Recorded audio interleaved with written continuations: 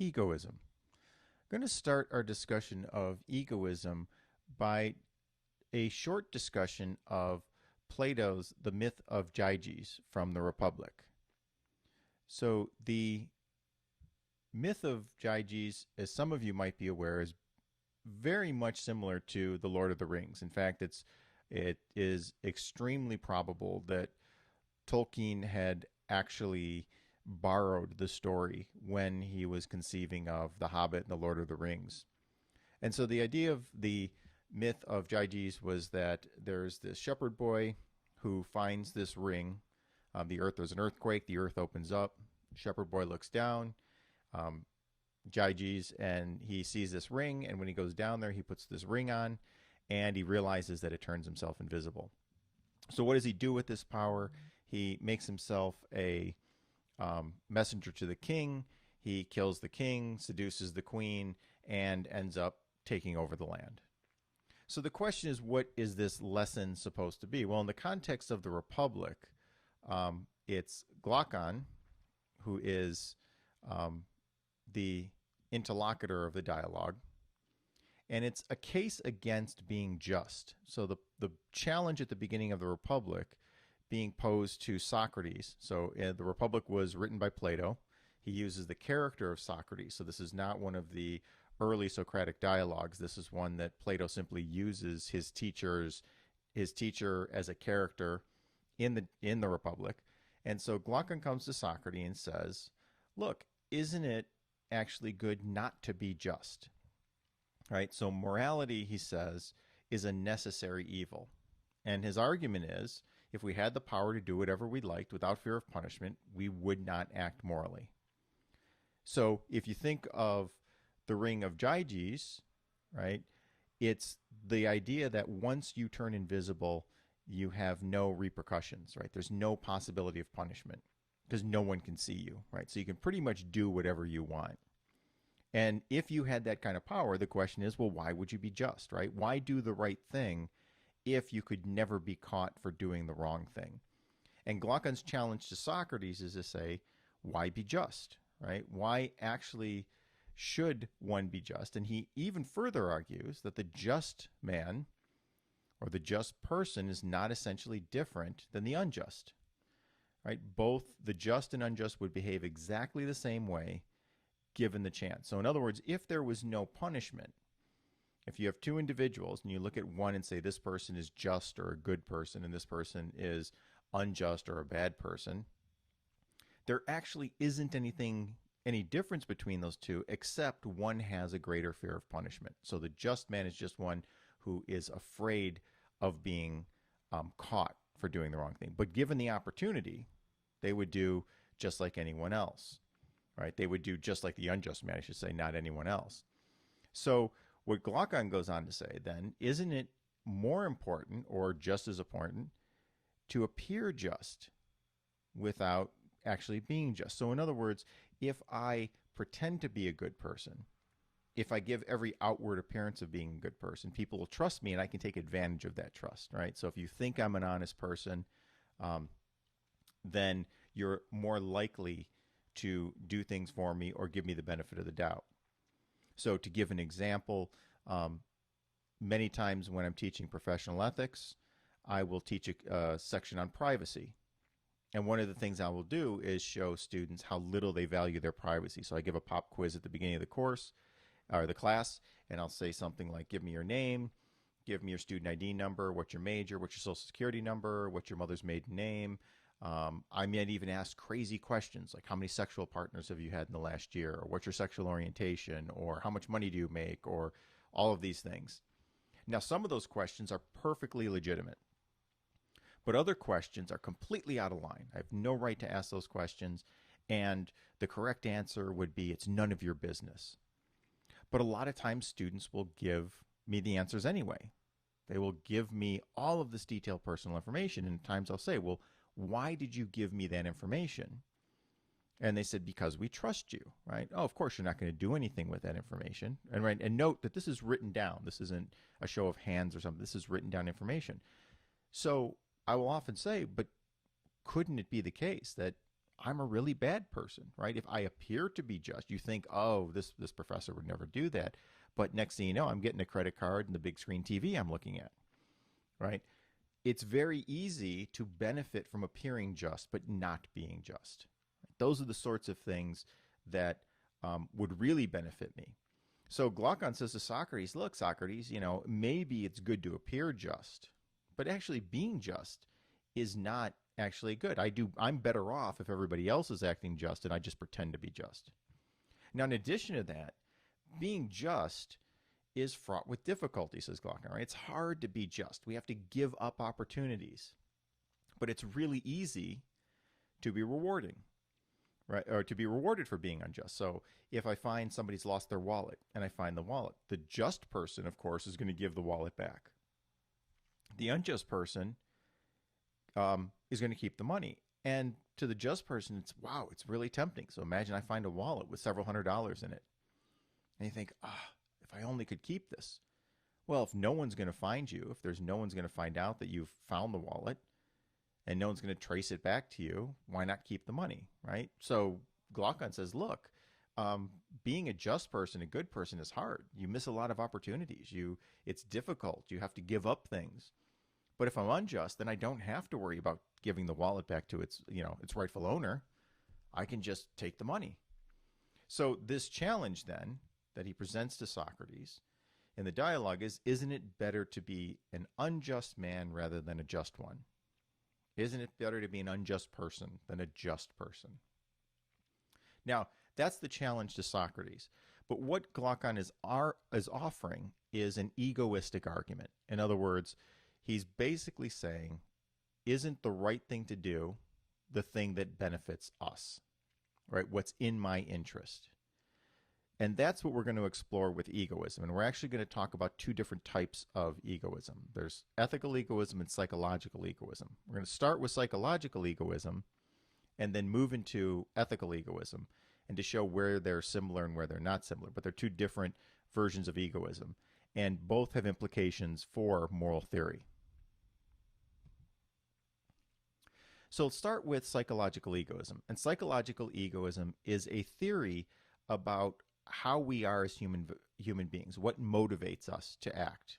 So psychological egoism is as much a theory about who we are as human beings as it is a theory about how we ought to act. So it's an attempt to give one simple explanation of human motivation and behavior. So a psychological egoist is going to say that human beings are motivated by self-interest, that all human action is motivated by self-interest. Now, if you really think about what that means, it means every act that you take, everything you do is something that benefits you in some way, that it's in your interest to do. And the psychological egoist is going to say, if in fact this is how we're motivated. Now, let me re-emphasize that point. The psychological egoist says it's a fact about human nature that we are motivated by self-interest. If that's true, then there's only certain types of morality that are actually going to apply to us. In other words, it's impossible, for example, to require us to be other regarding if, in fact, we're always self-interested, right? If by nature I can't help but do what's in my interest, right? I'm always being motivated to act based on what's good for me, then if you present me with a moral theory that requires me to be motivated by something else, by a sense of duty or obligation, or by concern for others or something else, and that doesn't actually motivate me, then that moral theory is sort of doomed to failure, right? A moral theory that tells me I'm supposed to act on these other principles when in fact I'm motivated by self-interest isn't going to be a particularly effective moral theory. So psychological egoism, if it were true, then it poses a problem, because then only certain types of morality would apply to us. So one of the things we want to note about psychological egoism is that just simply to state that people are egoistic doesn't prove it to be the case. So then how does the psychological egoist prove that we are in fact motivated by self-interest?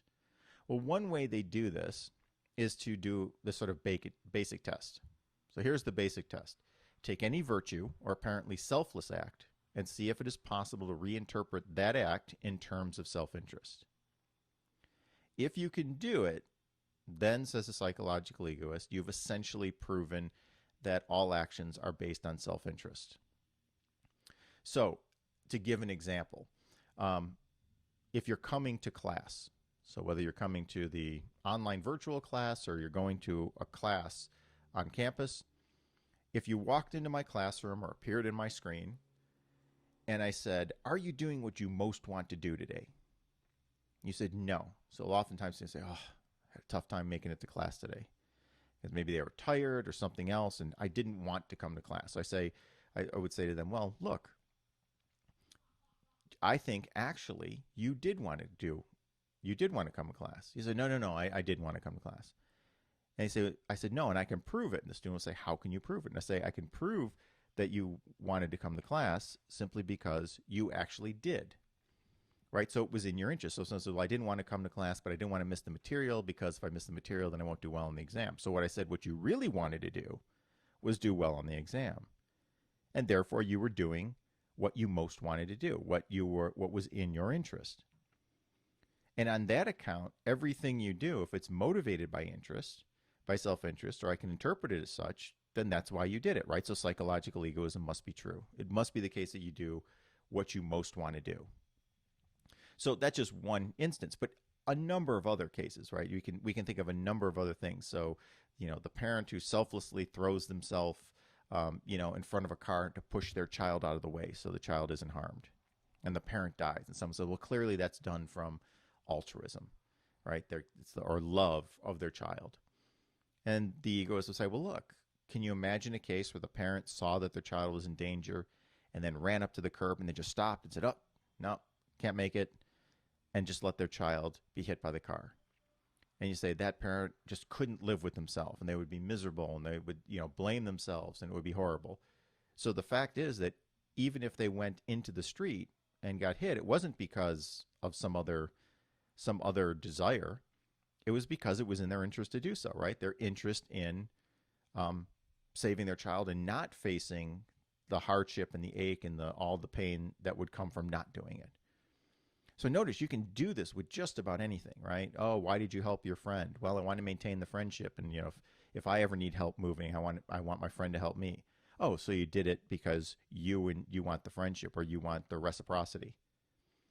So again, you can just keep going back and forth. Now, there's a problem with this sort of interpretation, and that is the fact that I can reinterpret actions in terms of self-interest doesn't necessarily mean that it's actually the case. Like, it doesn't seem. So I think intuitively we want to say there seems something wrong with that. There do seem to be cases where my motivation is not out of self-interest.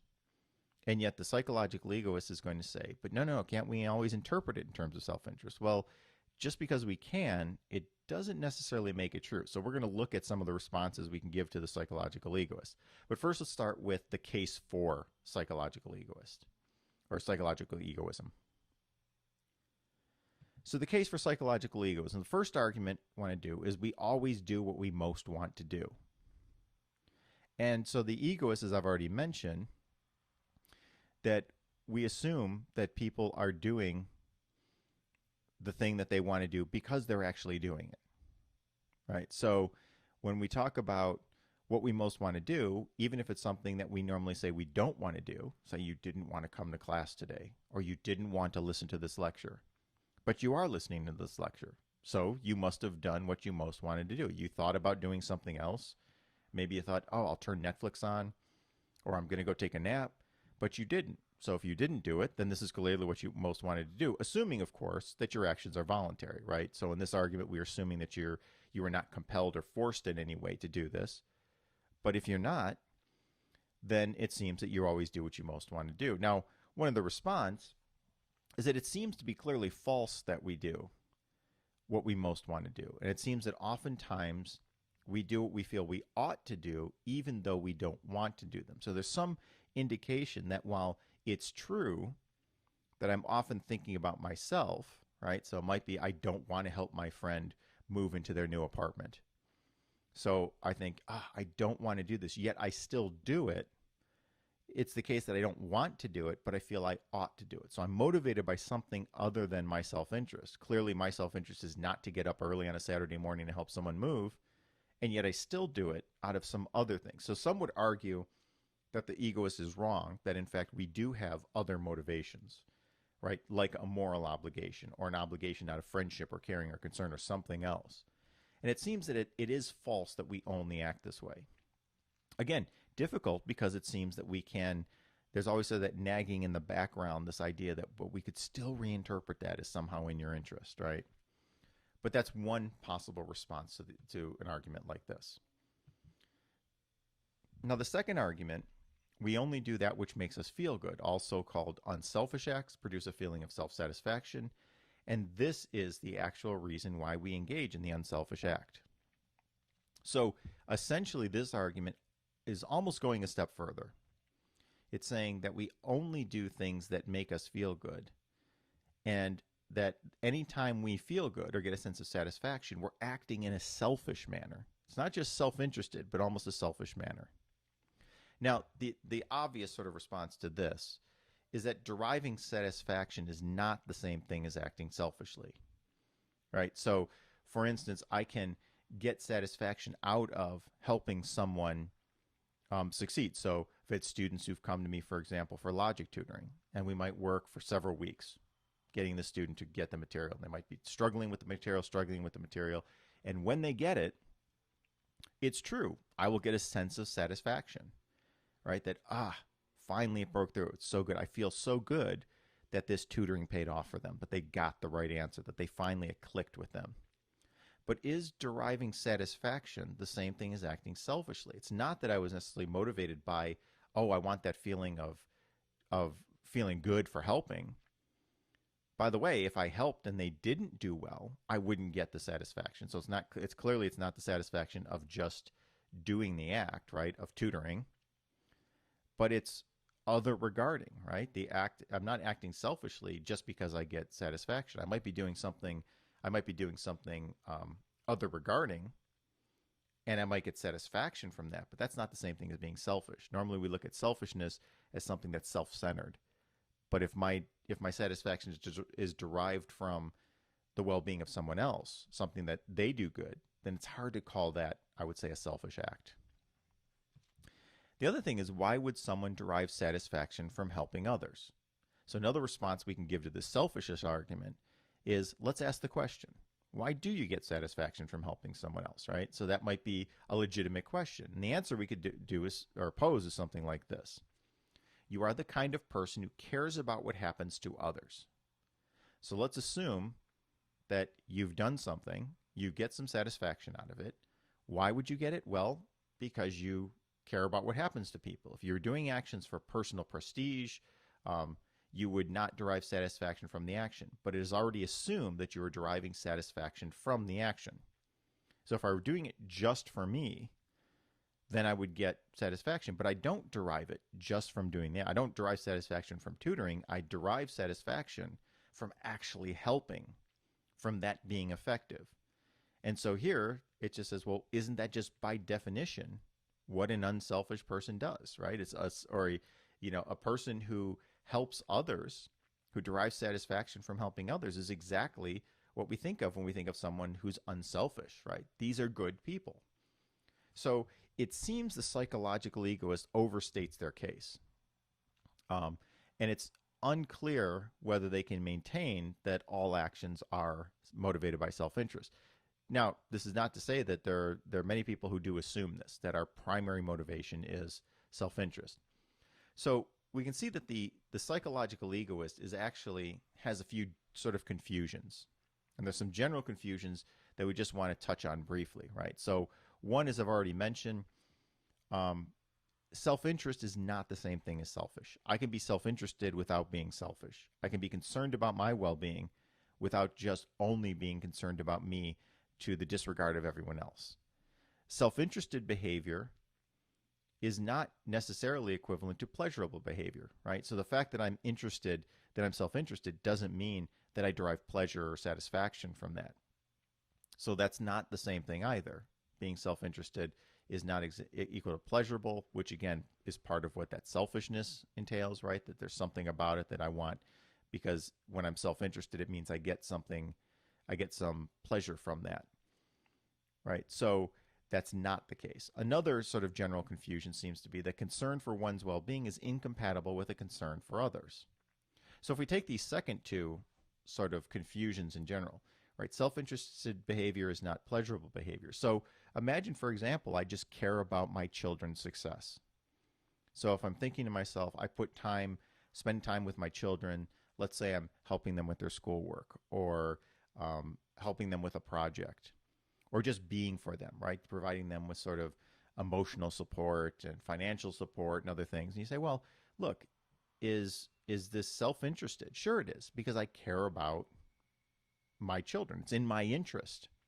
That's one of the things. So if you made a list of all the things I have an interest in, one of those things or two of those things, one for each kid, I guess, would be my children doing well, my children being happy.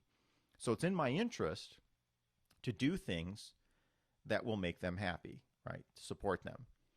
Is it always pleasurable? Well, anyone who's had kids knows it's definitely not always pleasurable. So I might have an interest and I might do things for my children, but that doesn't necessarily make them pleasurable, especially when you're up at 3:30 in the morning with a crying baby or something like that. That's not pleasurable. Yet I still have an interest in doing that. And that interest might be caring or concern for this other. So again, the psychological egoist seems to have there's a misconnection between these two, right? Self-interested is not equivalent to pleasurable behavior. Again, the concern for one's well-being is incompatible with the concern from others. I think that's just what we would call sort of a healthy individual, right? So I can be concerned about myself and be concerned with the well-being of others. There's nothing incompatible with that, right? I don't have to give up all concern for myself just because I'm concerned with others. I can do both. I can be concerned with my own well-being. At the same time, I can worry about how others are doing. Now, there are some attractions to psychological egoism. And admittedly, even in some disciplines now, there are those who hold sort of or assume the truth of psychological egoism. So theoretical simplicity. And note that we have this in common, the egoist is in common with economic theory. So many economists sort of pose the rational person argument, the rational self-interested individual. And they say, look, economic behavior is based on us each pursuing our self-interest. And that when it comes to prices and when it comes to exchanges, we're all trying to do those things which benefit us. And that makes a nice, simple model. Right? It's very easy to look at economic theory and say, well, how are we going to figure out what's motivating people? Well, we could think about affection and loves and community ties and all that, but that's messy. Theoretically, at the core of it, they're going to say it's all about self-interest. And so there are disciplines that, depending. Now, behavioral economists have noted that sort of the classic economists are wrong about this. Behavioral economists will say, no, there's a number of things that motivate us. And in fact, sometimes we even act irrationally. We act against our interests. So this is something that has come up with behavioral economists when they look at things like preference satisfaction. So if it turns out that certain individuals, when given the opportunity to choose what's in their best interest, oftentimes don't pick the thing that makes them better off. So here's an example in Predictably Irrational. Was a very good book that talked about behavioral economics. And there was a study done where a number of people were given a chance to taste several different beers. And so they were free. And what the researchers did was they broke the people up, and some people who came into the restaurant, they gave little sheets of paper. And they said, write down your order. Don't tell anyone what you're ordering. Just write those down and give them to us, and we'll bring you your beer. In other group that came in, other groups, they would just simply ask the people to state what they wanted. So say it out loud, and the waiter, in this case, would take the orders. Now, when they went back and asked the people how satisfied they were with the beers they had chosen, the people who actually wrote down their orders on paper without telling anyone actually had a higher degree of satisfaction with their beer. And the people who didn't were less satisfied with the beers they had gotten. Well, why the difference? Well, it turns out that when you write down your order, well, let me do it this way. It turns out when you order out loud, what people often do is avoid copying the other people they're with. So if you like a fine lager and the first person orders the beer that you were planning on ordering, because you don't want to look like you were copying them, even at a subconscious level, you'll pick something else just not to be the same as someone else. But by doing that, you're actually picking something that you didn't actually most want. That was actually, it's not in your interest, right? You wanted a different beer, but because someone had sort of gotten there first, even though there's no scarcity, it's not like there was only one type of beer for every person. You could order any beer you wanted. Now, on the other hand, the people who wrote down their order, it turns out were very satisfied with their drinks. Why? Because they actually ordered what they wanted, and it didn't matter whether someone else got the same beer. They didn't know that, and then once it was there, they drank it anyway, and they actually enjoyed it. So it turns out that even though we'd like to think that people always act self-interestedly, turns out there's a number of these types of experiments that show that we are just irrational at times. We do not always act in our self-interest. But the theoretical simplicity of egoism is very appealing, right? Because what that means is we don't have to look at these sort of crazy psychological things that human beings have, these little quirks that human beings have. Now, another attraction of psychological egoism is it's irrefutable. So what many have noted is that psychological egoism is, in every case that you give me of a non-self-interested act, psychological egoism lets me reinterpret that in terms of self-interest in somehow, right? I can interpret it in selfish or self-interested. I can always show how it benefits you to take that action. Now, the fact that it's irrefutable, you would think that's a really good thing, right? If egoism is that good, if every action can be reinterpreted that way, and even if we have some doubts about whether that reinterpretation is sort of valid, it does seem true. Isn't that really a strength? Well, in one sense, it's a strength to say it's irrefutable, but on the other hand, it's actually a weakness. So the problem is that it lacks the general principle of being falsifiable or untestable. Once it's accepted that everyone acts from self-interest, every action can be reinterpreted as self-interest. Now you're saying, well, what's the problem with that? Of course, once it's accepted that everyone acts from self-interest. Well, notice if you're trying to prove that people act from self-interest, and you don't want to argue in a circular manner, you can't assume people are self-interested. But the fact that you reinterpret it as self-interested actually proves to be a problem. So here's a classic example.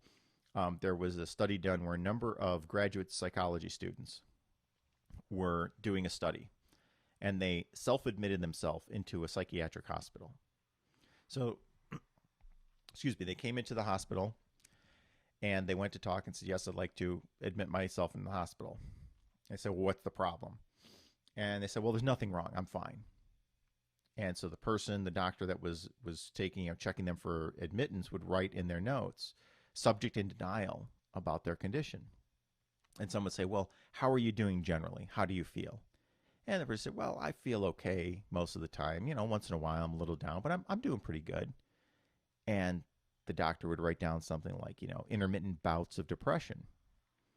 And then there were some of the students were taking notes while the doctor was taking notes. So they came in and they were self-admitting themselves, and they were taking notes about what the doctor was saying and the questions they were asking. And in the doctor's notes, they would say things like, compulsively takes notes.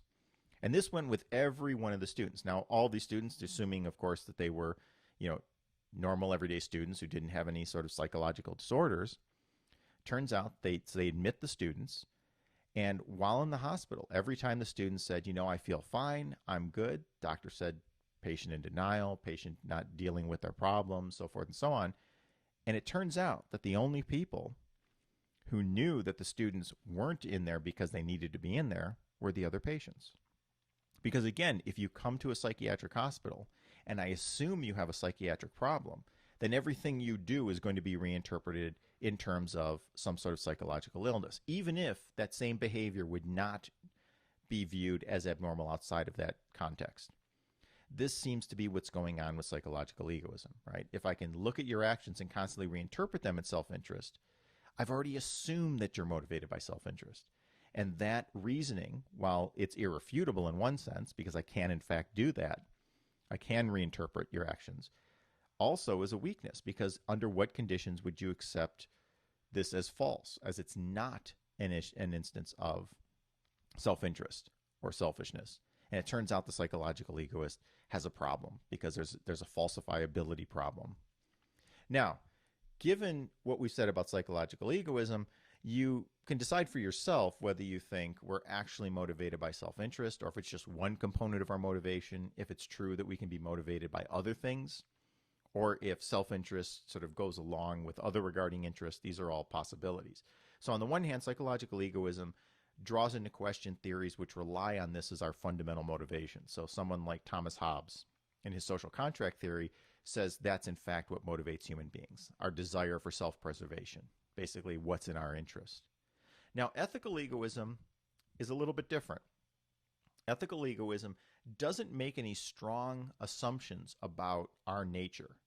So an ethical egoist doesn't have to be a psychological egoist. Some ethical egoists may in fact be that, right? So it's not incompatible. You could be an ethical egoist who also believes that psychologically we are in fact motivated by self-interest. But many ethical egoists aren't even committed to psychological egoism. So for those, in that case, ethical egoism can stand on its own. So the underlying assumption of most morality is that we have some kind of natural duty to others. Right? So if we're talking about ethics, if we're talking about things like utilitarianism or Kantianism or whatever, those things seem to indicate that we have to treat people in certain ways. We have to consider their feelings, whether they're harmed or not harmed, or whether they have an inherent dignity or whatever. All of these things require that we have some kind of natural duty to others, because these people can be helped or harmed by what we do. Ethical egoism holds that we have no natural duties to others. So you note how ethical egoism is very much compatible with sort of a cultural relativism or subjectivism, right? There's no morality out there. We don't actually have any obligations to other people. And therefore, we should, in fact, act in our own self-interest. So ethical egoism says that the morally right thing to do is a thing that's in our interest. So it's a normative theory. It's a normative ethical theory that holds that each person ought to pursue his or her own self-interest. Our only duty is the duty to ourselves. So unlike psychological, so let's just to review, I want to make sure that we keep straight. Psychological egoism is the view that we're all motivated by self-interest. That's just who you are as a human being. Ethical egoism says not that you are motivated by self-interest, but that you ought to be. So it's the normative theory that holds each person ought to pursue those things that are in his or her own self-interest. Now, let's be clear what ethical egoism claims and what it doesn't claim. So ethical egoism does not require that we consider our interests and the interests of others. So when I say you ought to do what's in your best interest, it's not your best interest, all things considered, in other words, or all people considered. It's not that you have to consider others' interests. It's you do what's in your best interest. Ethical egoists also say that we don't, or doesn't say that we have to avoid helping others, right? So they don't say that you should avoid helping others, but that probably in most cases it's not in your interest to do so. So sometimes I'm going to help others. So in those examples we gave before, it might be that, yes, of course, I'm going to help my friend move. Why? Because it's in my interest to do that, right? Because if I want someone else to be my friend and I want the benefits of friendship, then when a friend has some need, needs some help, and I'm able to give that help, it's probably in my interest to do so. So I don't have to avoid helping other people. It's just that a lot of times it's probably not in my interest to do so. It's also the case with ethical egoism, unlike psychological egoism, that it doesn't imply that pursuing our interests is always what we most want to do. So an ethical egoist might argue that there are things that you should do or not do because they're in your interest. So I once had a friend who was a smoker. And this friend had said that he's got all these plans. When he's this age, he wants to do this, and he wants to get a job, and he really loved to smoke. He had the cigarette case, and he would tapped the cigarette on the case, and he smoked, and he smoked so much that he actually would smoke in his sleep, right? He was so addicted to nicotine that he would actually smoke in his sleep. And I remember this because he was a friend of mine when I was in graduate school, and we were studying one night, and he had missed the last bus to go back to his apartment. So I said, well, I've got a sleeping bag and crash on the floor. And at the time, I was like in this sort of one bedroom, and I had, the futon. So I'm sleeping on the futon. He's got the sleeping bag. In the middle of the night, I wake up coughing, and I'm looking. I'm like, what's going on? I look over at this friend. I say, Jason, what are you doing? And I hear this mumble. He wasn't even awake. And I'm going, what's going on? And all I saw was this little red light in the darkness going up and down. It turns out that when his nicotine fits would get so, his craving would be so strong that even if he was sleeping, it would wake him up and he'd be half asleep smoking a cigarette. Now, according to him, the cigarette smoking was in his interest, but really his long-term interest, it wasn't. So he enjoyed, for example, playing hockey. He was sort of, outdoor athletic. He liked to do things. He liked the sports and other things. He had sort of long-term goals, but those goals were in conflict with actually smoking so much. At one point, when finishing his dissertation, it was 3 packs a day. 3 Canadian packs of cigarettes a day, by the way, which have 2 extra cigarettes. Although, in defense of Canadian cigarettes, they are, in fact, have less additives. But when you think about it, this is a lot. Now, the egoist would look at that and say, well, is it really in your interest to smoke? So you might enjoy smoking, that's in your interest, but given your other interests, your long-term plans and even your medium-range plans, this is probably not a good thing for you, right? So getting sick, getting cancer, lower lung capacity, even if you don't get some of those really bad things, probably not a good idea. So the egoist isn't going to argue that you always do what you most want to do. Sometimes you do what you don't most want to do at any given time because it leads to other things that you have an interest in. Now, egoism versus altruism. Now, the classic sort of tension is that those who argue that against egoism are advocating for something like altruism, like doing good for others, right? Altruism is doing good for others. What the egoist argues in these cases is that altruism is a sort of self-defeating position. So let's say I say to you, you really shouldn't be always looking out for yourself. You should be looking out for the needs of others. And what the egoist is going to respond with is the following, is to say, first of all, we know our own needs well, but we only know the needs of others imperfectly. In other words, I don't always know what other people need, and so odds are I'm going to screw it up. So if I don't know you well enough, and I know you might be in need, and I try to help you, then odds are I'm going to do it wrong. The next problem I might have is that looking out for others is an intrusion of people's privacy. So if it's sort of a corollary to the first one, is that if I know your needs imperfectly, the only way I'm going to know your needs is to actually intrude upon your privacy. I'm going to have to know much more about you than most people are probably going to want to share. So looking out for others is an intrusion of their privacy. And it might just be, if you think of altruism as just general, if I see somebody who's on the street having a tough time, well, how can I help them? Well, one, I don't know exactly what they need. If I then attempt to find out what they need, this would be a violation of their privacy, says the egoist. And finally, charity is degrading. The egoist will look at, say, to the altruist, going around and helping others, particularly helping those who you don't know particularly well. And if you do know them, it's probably because you violated their privacy, that this is a degrading sort of thing, right? People don't want charity. And so altruism is sort of the self-defeating sort of position. There's another argument against altruism, and this argument goes something like this. Aside from those considerations about, charity being degrading and the idea that, we have to violate people's privacy or we only know their needs imperfectly and so forth, there's another argument, and this argument goes like this. We ought to do what promotes everyone's interest. So here we have a classic sort of argument form. So premise 1, we ought to do what promotes everyone's interest. 2, the best way to promote everyone's interest is to act as an egoist. Therefore, we should each pursue our interests exclusively. Now, there's a fundamental problem with this argument. And the fundamental problem you might sort of be latching on, if you think about it for a minute. premise one, the major premise, we ought to do what promotes everyone's interests. The best way to promote everyone's interests, minor premise, is to act as an egoist. Therefore, we should each pursue our interests exclusively. That is, we should act as an egoist.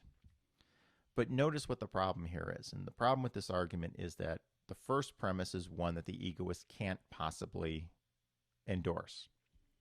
So the egoist wants to appeal to overall well-being by saying the best way to get to overall well-being is by being self-interested. But notice, the egoist says, no, the fundamental goal or principle of morality is to act in our interests. We should only act in our self-interest. Why should we accept, or why would the egoist accept the first premise that we ought to promote everyone's interests? This is clearly in sort of contradiction. So at best, the egoist can say something like, for those of you who are not egoists and want to pursue everyone's interests, we ought to do what promotes everyone's interests, then you should be an egoist. But note, the egoist doesn't believe that I should promote everyone's interests, right? In fact, it might be the case that I shouldn't promote everyone's interests when it's in my interest not to do so, right? So there's a strange tension here if the argument against altruism offered by the egoist is, oh, well, we ought to do what promotes everyone's interests, and the best way to do that is by each acting in our own interests. Well, that might be a practical sort of consideration, right? As a pragmatic, how do we actually promote everyone's interests? Well, for the most part, people should do what's in their interest. But notice, we're not committed to doing what's in our interest. We're only committed to doing that insofar as it promotes everyone's interest on this argument. But that's not what egoism says, right? Egoism says, look, you don't have any obligations to others. You don't have obligations to promote everyone's interests. So notice there's a tension in this argument itself. Now, there's a third argument I want to mention. This is Ayn Rand's argument. Ayn Rand, maybe some of you, Atlas Shrugged and others have heard of Ayn Rand. Ayn Rand argues that to truly value an individual, we can't expect them to sacrifice their life for others. So Rand views altruism as requiring us to give our life for the well-being of others in some way. So Rand's argument goes like this. A person's life is of supreme importance. So that goes along with this idea of altruism expecting us to sacrifice our life for others. But Rand says, no. A person's life is of supreme importance. Altruism regards the life of the individual as something one must be ready to sacrifice for others. So according to Rand, she accepts that a person's life is of supreme importance. She also claims that what altruism does is says that I have to give my life for the life of someone else. That altruism, to care for others. So altruism is other regarding, right? To care more for others than yourself. That's something that I have to be ready to do. Therefore, altruism does not take seriously the value of the human individual. Now, this seems to follow in some ways, right? Because if altruism truly is that, now, again, we can ask if this is a sort of straw man argument. Do altruists always believe that I have to sacrifice my life, or do they just think I ought to care for others? But let's assume for a minute that Rand is correct. Then it does seem to be the case that altruism does not take seriously the value of a life, namely the altruist's life. Ethical egoism allows each person to value his or her own life as being of ultimate value. Therefore, ethical egoism is the philosophy we ought to accept. Right? So if you accept one, that a person's life is of supreme importance, then it seems to follow that, yes, egoism is the way to go.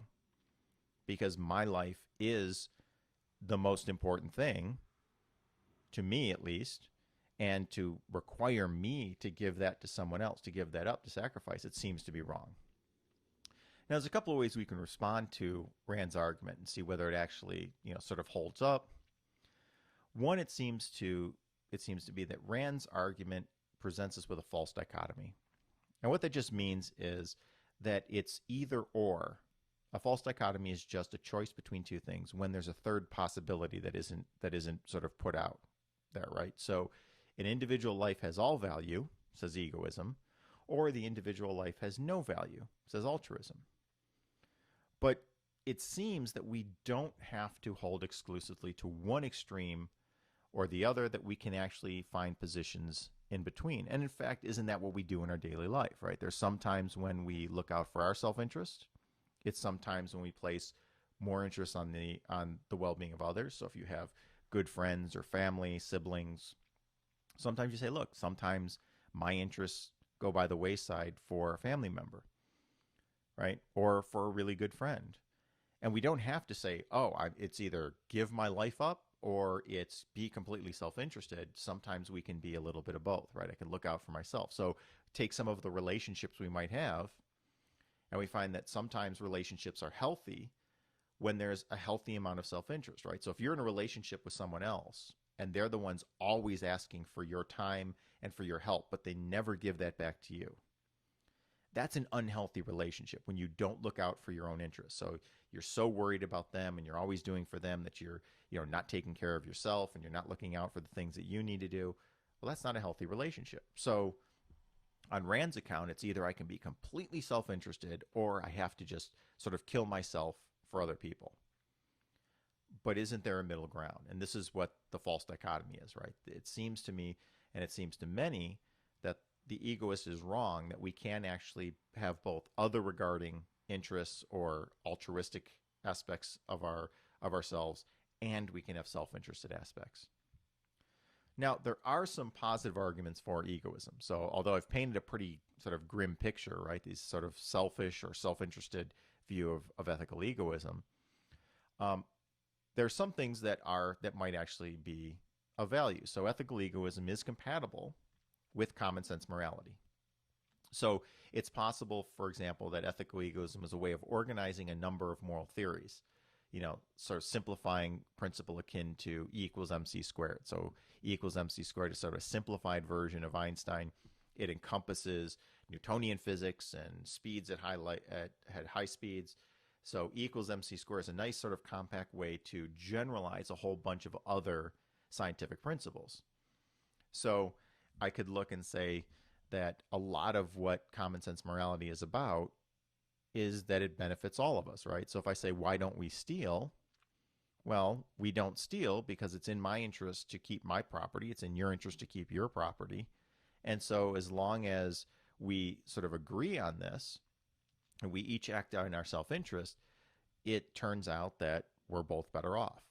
Now, we don't have to act like egoists, right? So oftentimes we say in moral philosophy, sometimes it's best to be a good X. So to be a good utilitarian or Kantian or an egoist, you ought not to act like an egoist. So in other words, maybe I don't, I use the words of I respect your property because it's yours and you have ownership and you have rights. But at the end of the day, what does egoism do? It simplifies all that by saying, well, yes, of course, rights and all that, because it's in my interest to recognize those rights. It's in our interest because I'm better off and you're better off. But at the end of the day, it's because I'm better off that I follow this, right? So it is true that a lot of common sense morality can be sort of encompassed by egoism as a sort of core concept, even if we don't talk in terms of egoism. Now, while that's true, what egoism can do is at best prove that it's usually or most to the advantage to follow certain moral principles. So for example, the stealing example, it may be the case that my not taking your property is good because if you in return don't take my property, that's good. We're better off. But in instances where I can get away with it, what is there morally to stop me, right? So if the other moral principles like stealing is wrong or lying is wrong, if I can get away with stealing or I can get away with lying, well, since those moral principles really all reduce to egoism, then it seems in those cases egoism would justify me doing those things. So usually I should follow those rules. Usually I should drive the speed limit. Usually I should not steal. But in cases where I can get away with it, it seems that those moral principles don't apply because they're not really the fundamental moral principle, right? Egoism is fundamental. It also is the case that it doesn't prove that the only or most basic reason for doing something is egoism. So, for example, I may not respect people's rights just because it's in my interest. It seems that sometimes we respect people's rights because we honestly believe they have rights. Right? So it's not that, it's in my interest because I might want to exercise my freedom of religion or my freedom of speech. But I might view treating people in certain ways as just what people are owed, right? Treating them with dignity is not because I'm worried about about myself being treated with dignity. but it's because I think this is what people are owed. So is it really the case that at the end of the day, moral things like don't cheat, don't steal, don't lie, don't harm others, are those things we're following just because it's in my interest, or is there another reason, right? Do we actually feel some other kind of moral motivation and not just our self-interest? Now, there's other sort of criticisms we can give to ethical egoism, and these wouldn't necessarily be accepted by the egoist, but they do pose sort of a challenge, at least for those of us who are not egoists. We might say these sort of criticisms are problematic. And one of the things that we could point to is that egoism seems to justify what we take to be wicked acts, right? So if it turns out that I can hire, a hitman to take out my political opponent and I can get away with it without anyone finding out, then it seems like that's okay, right? Because it was in my interest to do so. So if there's an office I'm running for, say I'm running for a Senate seat, and there's only one person can win, if I can take out my opposition without there being any negative negative implications for me, well, why wouldn't I do it? And it seems that egoism doesn't have a good response to why that's a bad thing. The utilitarian might argue there's bad reasons. The Kantian might argue there are bad reasons. There are a number of different moral theories that would say that kind of thing, that murder is wrong, but the egoist doesn't have that, right? Now, again, this is an objection the egoist will find compelling, because the egoist isn't concerned with us justifying our current moral intuitions. Remember, what ethical egoism says is it's the normative theory that one ought to do what's in their self-interest. Now, you could possibly come up with a very elaborate sort of reason why you wouldn't do this. I say, well, if everybody did this, or if it became common knowledge that people were doing this, then you would be at much risk as someone else. But notice, I'm not saying that everyone else would do this. I'm saying that in an instance when I can do something and get away with it, I'm not arguing that it should become the norm, then why wouldn't I do it? And the egoist would just be like, well, I'm not sure what the argument would be. If in fact it's in your interest, you can get away with it, there aren't any negative repercussions, then of course do it. But that seems to mean that I could also do some pretty bad things as long as I can get away with it. Now, that's sort of an external criticism, right? That's someone who's looking from the outside in who isn't an egoist. What do we say about internal criticisms? Well, there are some internal criticisms of egoism. So if you accept egoism and you say, okay, I'm not concerned about wicked acts. I don't care if these things sort of end up happening. It's possible that people will hire hit people or whatever. But what about if I actually accept it? Are there problems with just accepting it? And the one problem with it is that it can't handle conflicts of interest. So one problem with ethical egoism is that if I have an interest and you have an interest in something, and we both can't have that thing, then how do we handle the conflict, right? Because I can't appeal to rights. I can't say, well, no, everyone knows that I have a right to my life, or everyone knows that I have a right to my property, or something like that. If there's a conflict of interest in which two interests conflict, it doesn't seem that we can resolve that sort of conflict. And the egoist might respond, well, that's only if we believe ethics must resolve conflicts such that all can live harmoniously, right? So it might just be that the egoist doesn't care about resolving conflicts. They're willing to bite the bullet, in other words, to say, well, you're right, this is a problem, but I don't care so much, right? Each person pursue your interests. There might be times when these conflicts arise, but it's really not egoism's responsibility to make sure we can all live together perfectly harmoniously. There might be cases where each person just acts self-interestedly, and whatever falls out of that, falls out of that. Now, that's not a particularly sort of satisfying response, right? We want to think that morality is about sort of helping in ethical conflict, right? And when people have conflicts, we want to be able to say, your claim is more just, or your claim is the legitimate one, where the other person's claim is not the legitimate one, or vice versa. So one problem is that there doesn't seem to be an ability to handle conflicts of interest. When two people have an interest, we don't have sort of a hierarchy of interest, right? Whose interest matters more? Well, it turns out everybody's interests matter, at least equally to that person. And since there's no other appeal to something outside of interest, we've got a problem. The last thing we want to talk about with this, with egoism and its problems, is that ethical egoism is unacceptably arbitrary. So at the end of the day, if we say, well, why is it that your interests matter, the egoist just simply says because they're my interests. So imagine, for example, if we're in a classroom and every day you come into class, I say to you, I want you to give me $1. And you say, why should I give you $1 when I come into your class, Dr. Vopat? And I say, because I want $1. I really like dollars, and the more dollars I have, the better. And you say, yeah, but I have an interest in keeping my $1. And I say, yeah, but my interest matters more. Well, you say, why? And I say, because it's mine. But notice that's completely arbitrary. It's like there's no reason why my interest should matter more than yours. And without that, it seems that ethical egoism, by placing a premium on each individual's interests, is just arbitrary. It's, in fact, sometimes your interests don't matter as much as mine, and sometimes my interests don't matter as much as yours. And we think that is just sort of fundamental to ethical dispute and ethical resolutions, is that we have to say it sometime. For example, when it comes to free speech, sometimes your interest in not being offended may actually take a back seat to the freedom of individuals to express themselves. And you might say, look, I'm sorry that's the case, but the interest we have in preserving the free expression of ideas might trump your having your feelings hurt or hearing something that you don't like.